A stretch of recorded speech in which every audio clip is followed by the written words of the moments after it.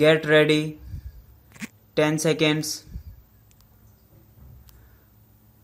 5 seconds. Start.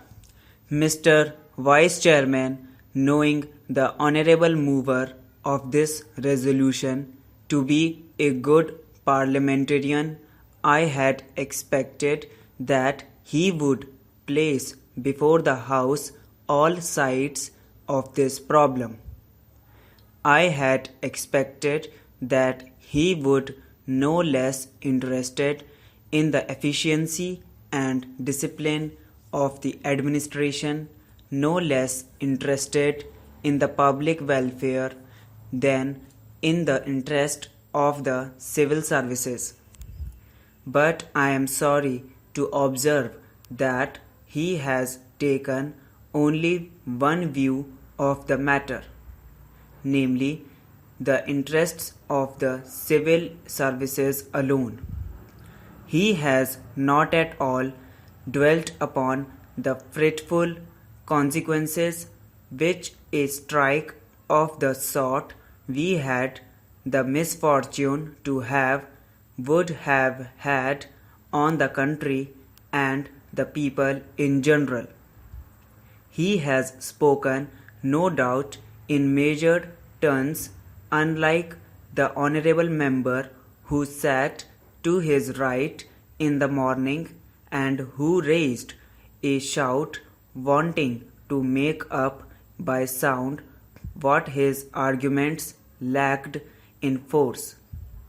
I wish to submit to this House that it would be incorrect and it would be imprudent for this House to accept this resolution.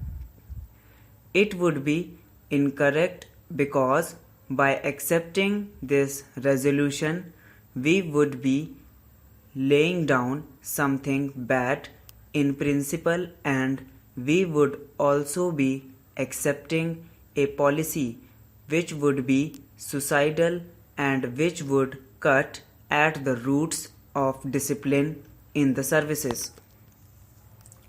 To the merits of reinstatement or otherwise of these persons I will come later on.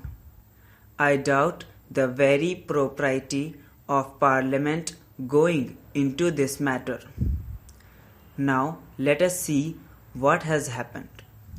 Whether right or wrong, departments have taken up the question of these strikers, those who took part in this strike, those who indulged in disobeying the ordinance.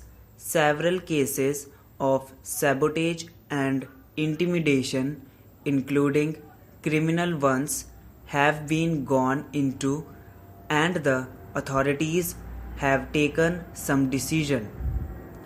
In some cases, the government have taken the decision, and in some cases, the departments have taken the decision. Now, would it be right for Parliament to intervene, to interfere with these decisions? Suppose we do that. Suppose Parliament interfered with the decisions taken by the government or by the heads of departments. Tomorrow, with what face and with what authority can the head of a department extract service from his subordinates?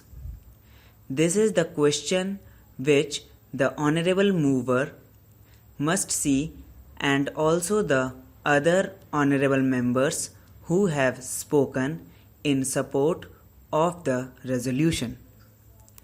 Unemployment is mounting up, and we have not been able to generate enough employment opportunities to provide even for those public who are entering the labor market today, perhaps to the extent envisaged during the third plan.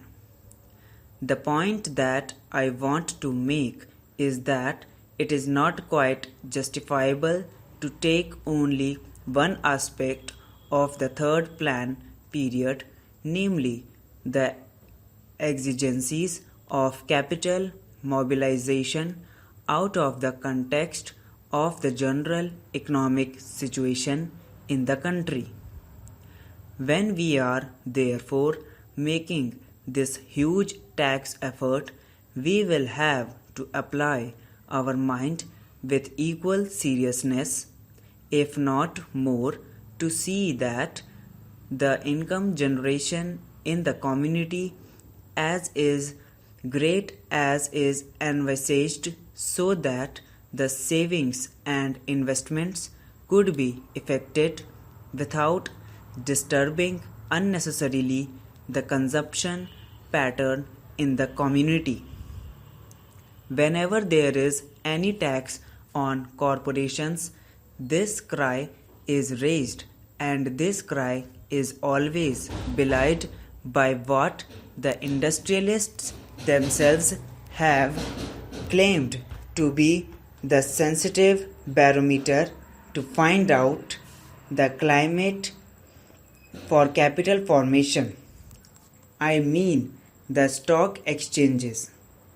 This time the stock exchanges have reacted quite favorably to the budget proposals as a whole, which clearly shows that whatever else may be the merit of the present budget proposals were announced. This time, though they were a little hesitant at first, ultimately I think they have realized that there is nothing wrong with the taxation proposals, and they are now merely mounting up. This is quite natural, but there are so many benefits and advantages in our economy today that it is not difficult for the corporate sector to absorb a small rise of 5% in the corporation tax, which has been proposed by the Honorable Finance Minister.